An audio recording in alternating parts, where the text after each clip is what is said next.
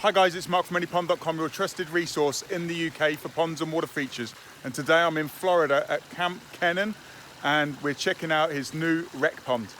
So what we've got here is we've got a big ecosystem pond. The aquascape guys came in a few months ago or a few weeks ago and basically built this. There was 80 contractors that came in over a couple of days and built this. This is a lovely big ecosystem pond. There's cichlids in here. There's multiple waterfalls, wetland filtration. It's raining today here in Florida, but I'm okay with that because I'm used to it from the UK and it's actually nice and warm, so it's good stuff. But what I wanted to do with this video is basically inspire you that not all ponds are created equal. I'm just going to come underneath here because it's, let me just sort this out for you. There we go.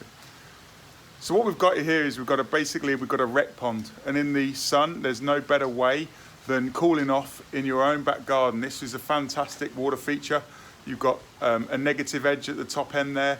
You've got the wetland filtration. You've got multiple ornamental stuff. You've got a land bridge that the water flows underneath. It's absolutely fantastic. So what we've got in here is we've got cichlids, and this is going to be part of Kenan's Swimming With series. So he's actually had a great big snake in here. He's had water monitor lizards and all sorts of stuff. And this is basically going to be a film set for a Swimming With series, and it's just absolutely fantastic. I've had this opportunity to come out and hang out with my mate John Adams and come down to Florida to see this beautiful rec pond and hang out with Kenan. So what we've got here is I've just walked over to the wetland filtration. So what we've got is we've got water percolating up through the gravel. So you've got a layer of aqua blocks, then a layer of gravel, and also you've got some decorative items on the top. Now, wetland filtration, a lot of people think it's the plants that do the filtration, but it's not. It's the microorganisms within the gravel itself. Yes, the plants take out the nutrients, which is nitrates, but the gravel has the beneficial bacteria in there. So wetland filtration can work without even the plants. So not a lot of people know that it works without the plants, but on this particular one, and because we're in Florida, the plants will do a great job of taking out the nutrients. This particular pond has got a lot of tannins in it. The plants aren't going to absorb the tannins, but what we're going to do on this particular pond is we're going to use carbon, and Ed sent Kenan over a load of carbon to basically remove that tannins. He's using well water to fill the pond up, so it's not as clear as it would be.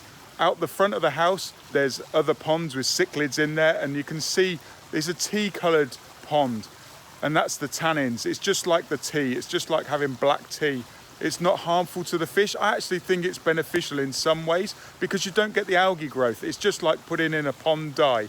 So I'm over the other side of the wetland filter. I keep jumping around because I'm getting excited, because what I want to do is inspire you guys from different angles. And what we're doing today is we're shooting a video, and we're going to be talking about plants. And I've been hanging out with John Adams, and you'll see some of the cool stuff that we've been doing on his channel.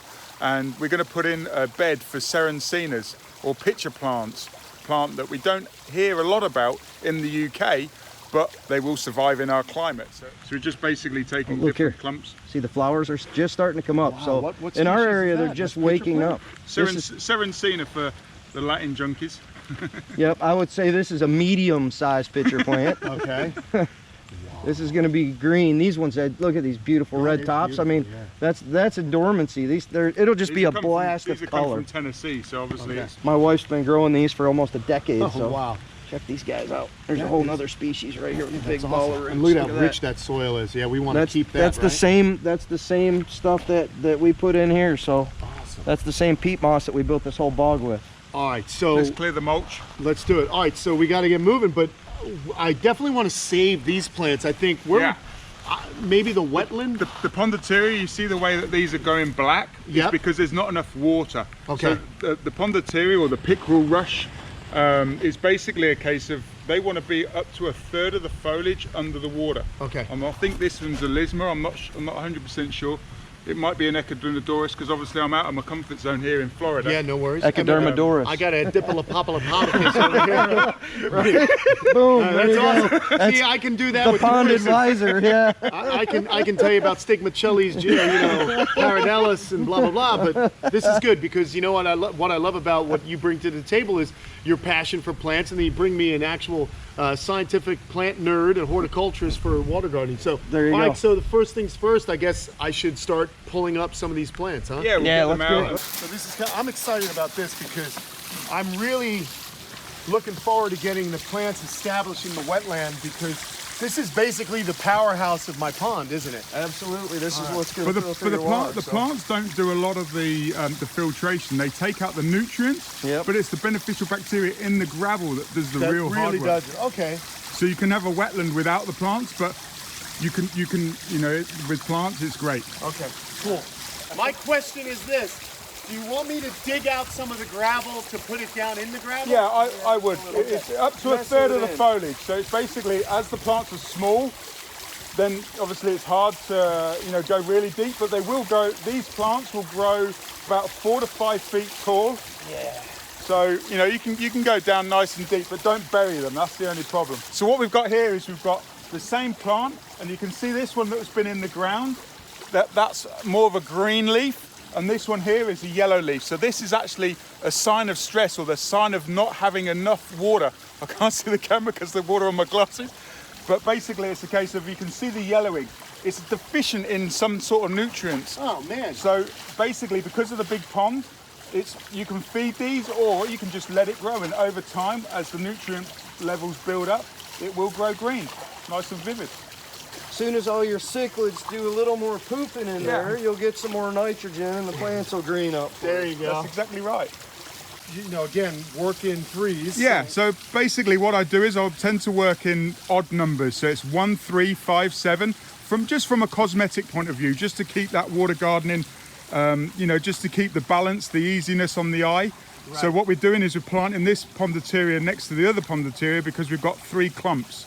And I would actually take that out, Kenan, and put that maybe deeper. Again, these plants are water plants. They're true water plants. They're not marsh plants, as in a case of moisture loving. They're true aquatics that they want up to a third of the foliage underneath the water. All right, let's get it going then. I think when the pond was originally built, it was just kind of thrown in here. Yeah, but that's okay, because a lot of people, they don't know, and this is what it's all about. It's you learn as you go, and it's great stuff. Yeah, it is a lot of fun. I like how, being an animal guy, you want to figure out how to get the plants and animals working in concert like they do in nature anyhow.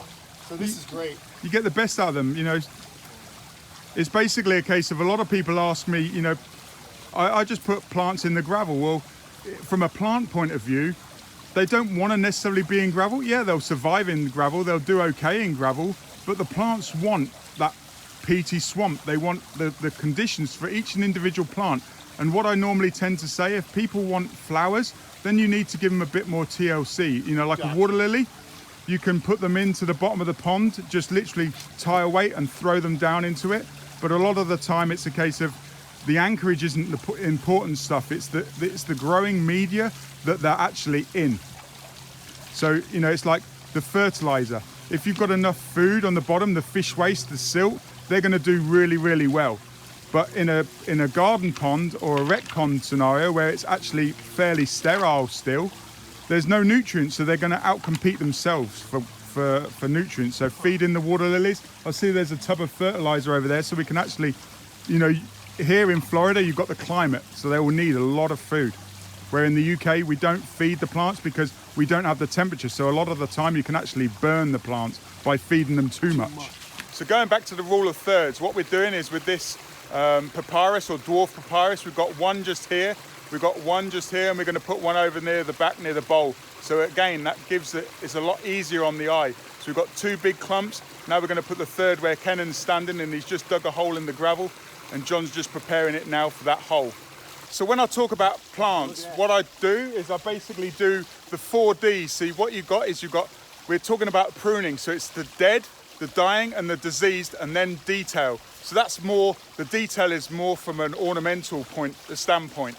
So that's the 4 Ds, dead, dying, and diseased, and then detail. And that's what we're doing here, is we're basically taking off all of the dead stuff. We're taking all of the yellowing stuff, so like the diseased, and basically it's the detail. So we're actually making them look a lot better. All right. got it? Go ahead, take your way, boss. You're going in. I don't want you to get too dirty now. Oh, no. There's no such thing. That's perfect. Up to about 1/3 of the foliage.